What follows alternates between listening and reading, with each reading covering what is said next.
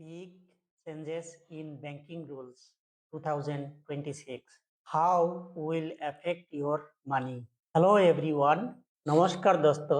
I am Dr. Abdul Samad and you are watching Dr. Samad Global Academy. In the rapidly changing financial world, staying informed is not a choice. It is a need of the hour. From 1st April 2026, major new banking rules have come into effect. These rules will directly affect your daily transactions, savings, and financial future. Whether it's UPI, ATM, debit, or credit cards, these new RBI rules will directly affect you.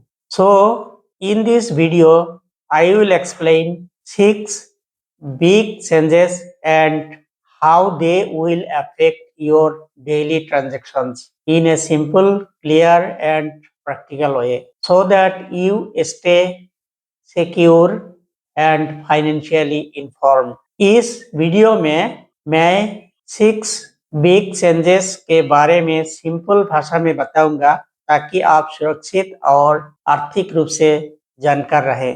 तो video को बिना skip करके and तक देखिए और channel को subscribe कीजिए। चलिए सिंपल लैंग्वेज में शुरू करते हैं न्यू चेंजेस के बारे में। Why this new rules? RBI ने यह बदलाव क्यों लाया है? The reserve bank of India RBI has introduced these changes to strengthen digital transactions under the new Income Tax Act 2025, reduce fraud and cyber scam, promote digital banking and financial inclusion.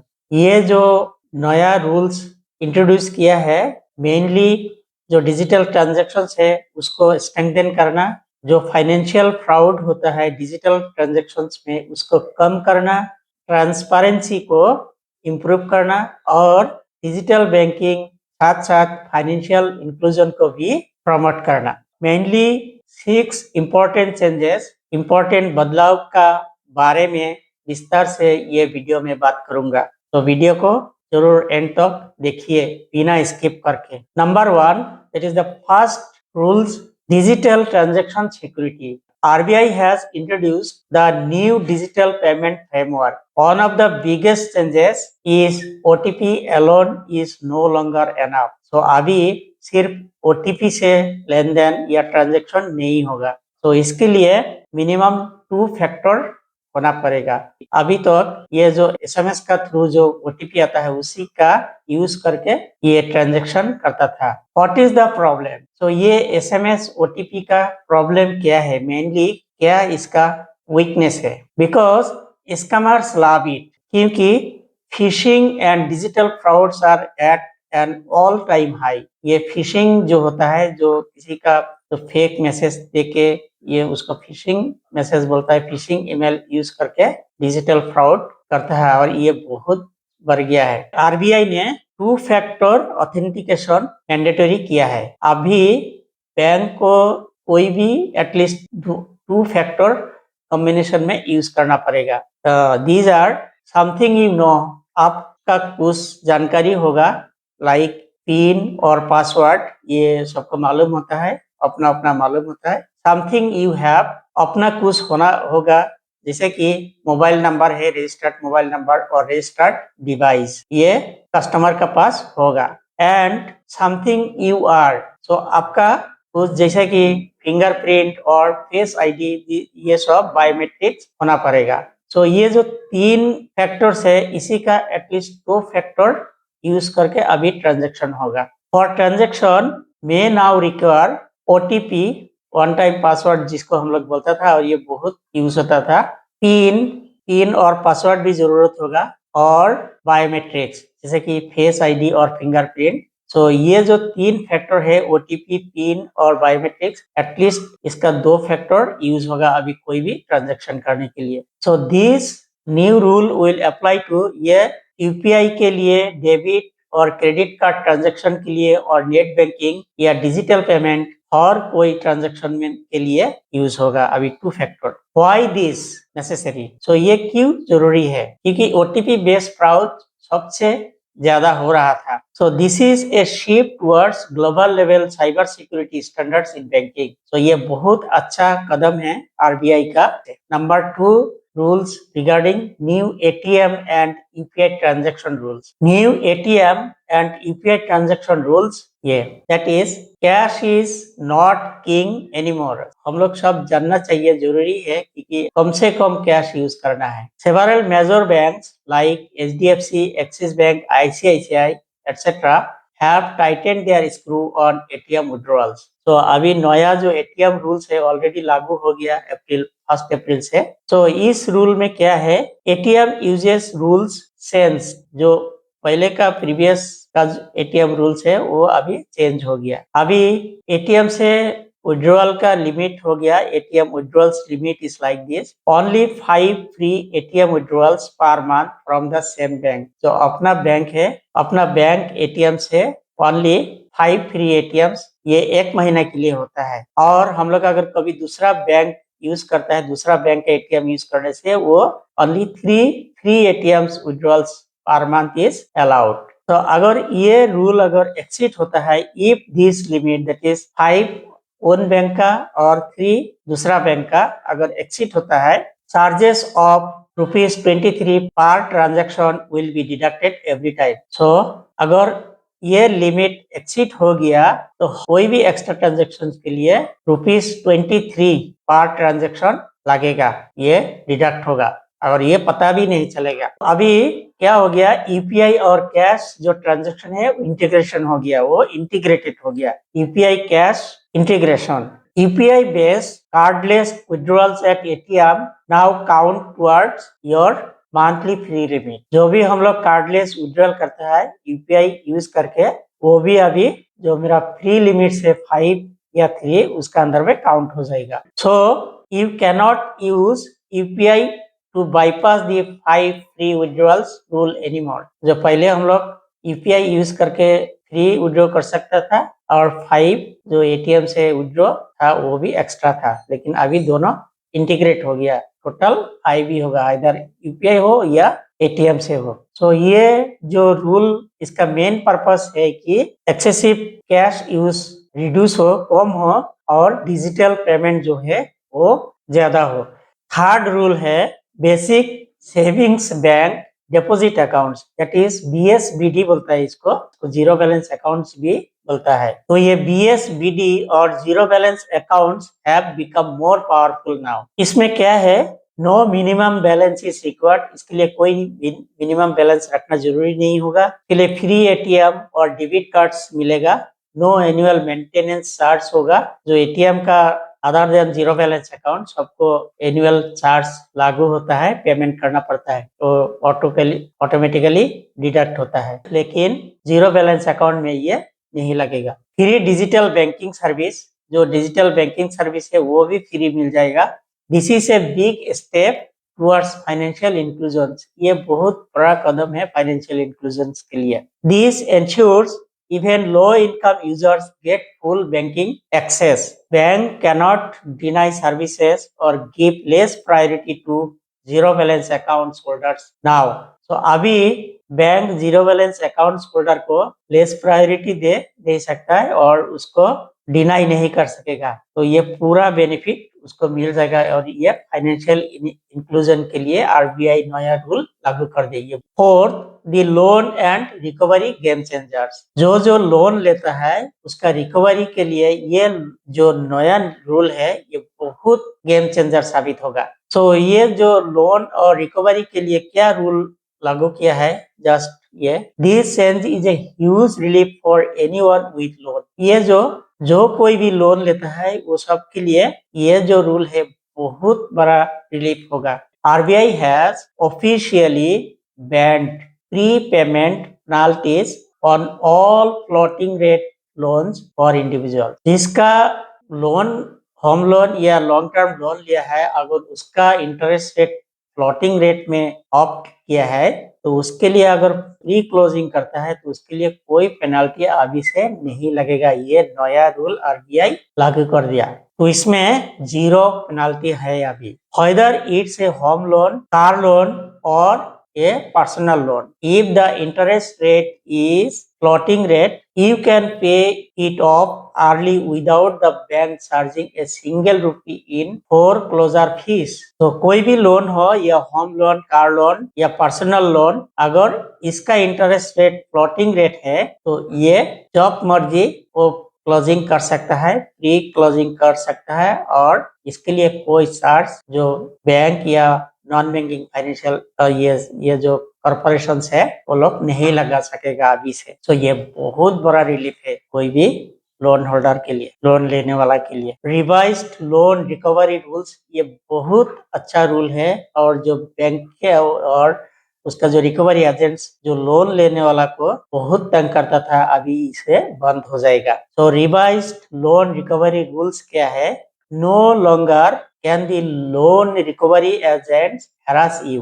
तो अभी से कोई भी loan recovery agents harass नहीं कर सकेगा because as per the revised RBI guidelines, no physical or mental harassment by bank or NBFC, that is non-banking financial corporation recovery agents, loan लेने वाला किसी को भी अभी से हरास नहीं कर सकेगा। इसके लिए भी जो कॉल करने का आवर भी फिक्स कर दिया। कॉलिंग आवर्स ऐसा है अभी से मॉर्निंग 8 AM से 7 PM का अंदर में कॉलिंग कर सकेगा। उसका आगे या पीछे कॉल करने से वो इलीगल माना जाएगा। Agents can not call relatives या friends and reveal loan details to embarrass loan holders. तो ये पहले बैंक या रिकवरी एजेंट्स लोग रिलेटिव्स को भी इसको बताता था, अभी वो भी बंद कर दिया। कोई भी रिलेटिव या फ्रेंड्स को लोन का बारे में डिस्क्लोज नहीं कर सकता और लोन होल्डर को एम्ब्रेस नहीं कर सकता है। बैंक्स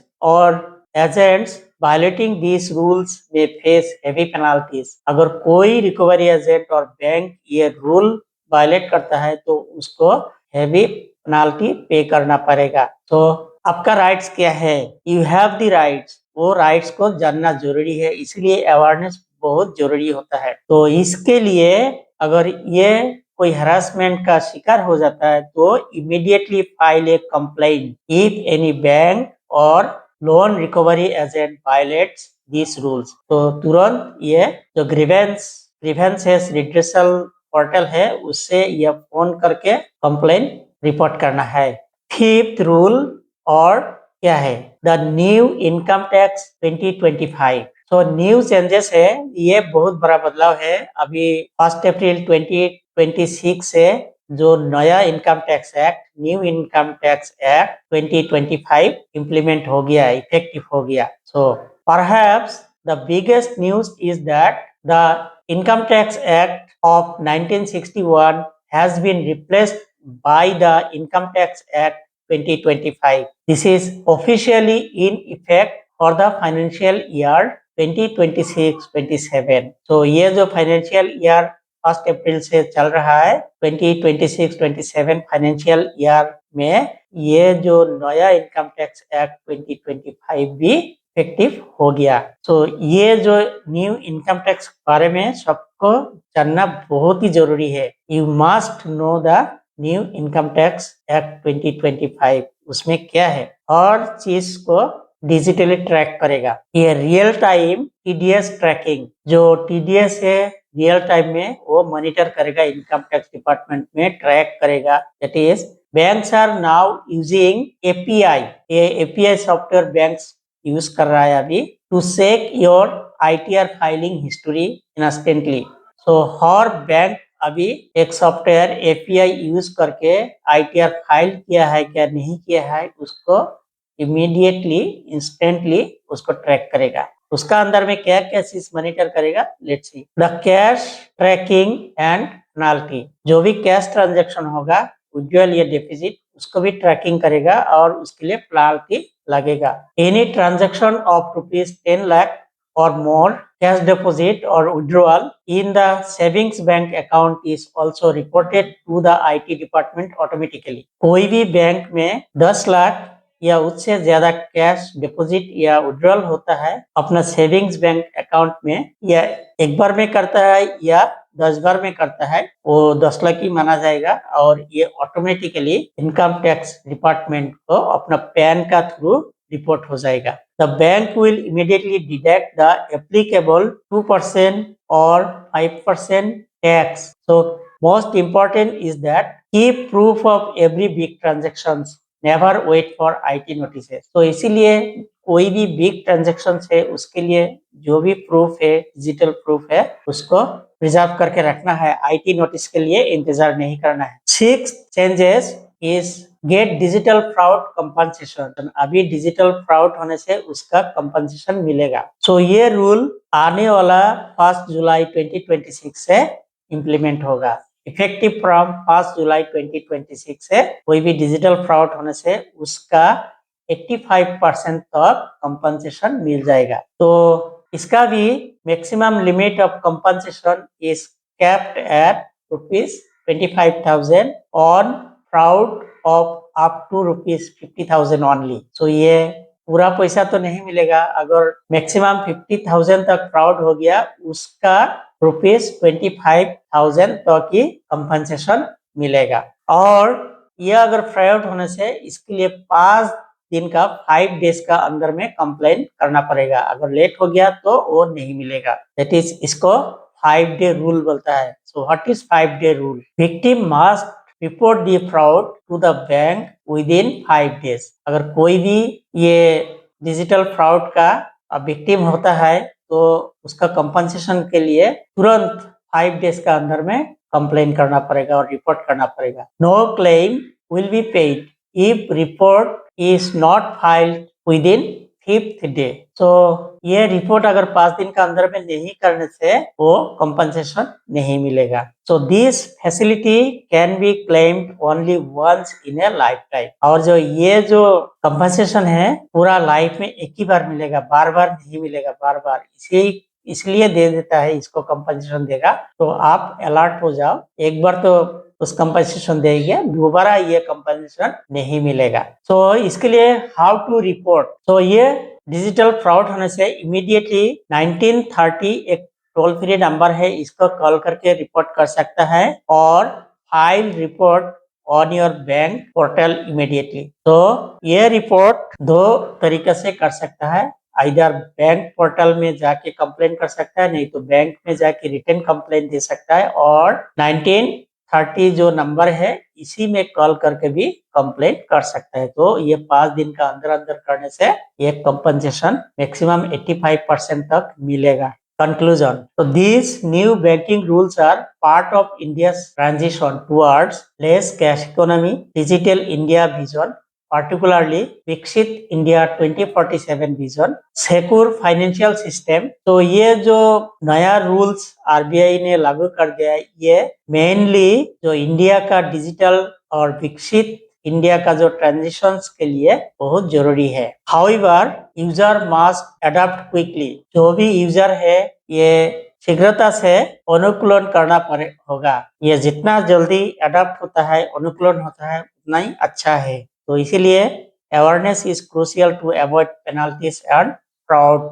कोई भी पेनाल्टी और फ्रॉड या प्रवंचना के लिए अवेयरनेस बहुत जरूरी है और जानकारी बहुत जरूरी है।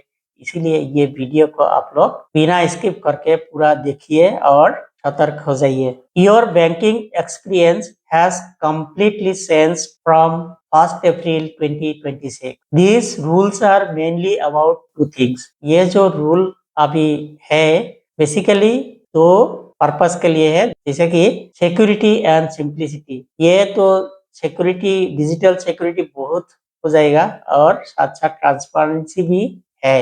So if you found this video helpful, please bell icon press करके मेरा चैनल को सब्सक्राइब कीजिए, सो दैट कोई भी न्यू वीडियो है आपको तुरंत नोटिफिकेशन मिल जाएगा। So please subscribe the channel, like the video and share कीजिए। Also comment below which rule will impact you the most. तो आपको कौन सा रूल सबसे ज्यादा इम्पैक्ट कर रहा है, उसके लिए आप कमेंट में कमेंट कर दीजिए। Thank you for watching.